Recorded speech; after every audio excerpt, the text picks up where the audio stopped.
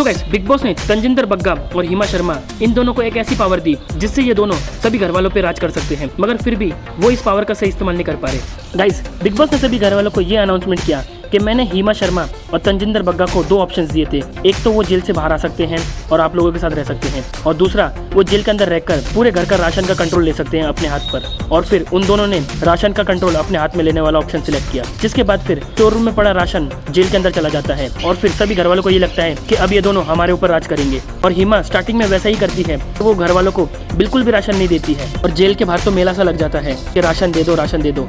मगर फिर भी हिमा और तंजिंदर ने घर वालों को बिल्कुल भी राशन नहीं दिया। मगर पता नहीं कैसे अविनाश ने बड़ी आसानी से तंजिंदर बग्गा को कन्विंस कर लिया, जिसके बाद फिर तंजिंदर की बातें सुनकर हिमा भी कन्विंस हो गई और उसको सबसे पहले दही का एक डब्बा दे दिया। जिसके बाद फिर अविनाश ने एलिस और ईशा को बताया कि ये दोनों तो बहुत जल्दी कन्विंस हो रहे हैं, तो हमें राशन हासिल करने में इतनी डिफिकल्टी नहीं होगी। और कुछ ऐसा ही फिर रजत करता है और हिमा को कहता है कि राशन के अंदर कुछ ऐसी चीजें हैं जिनको फ्रिज के अंदर नहीं रखा तो वो जल्दी खराब हो जाएंगी। तो वो हिमा से रिक्वेस्ट करता है कि एटलीस्ट चिकन तो दे दीजिए, वो जेल में पड़े पड़े खराब हो जाएगा। इसके बाद फिर हिमा मान जाती है और वो फिर राशन में पड़ा हुआ सारा चिकन रजत को दे डालती है और रजत बड़ी आसानी से चिकन हासिल कर लेता है। ऐसे ही करते करते रात में भी शहजादा कुछ फल हासिल कर लेता है, तो नायरा को भी कुछ खाना मिल जाता है।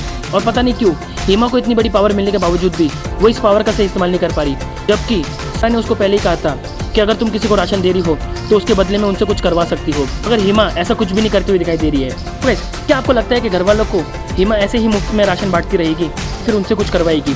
तो क्या लगता है हमें कमेंट करके जरूर बताइए।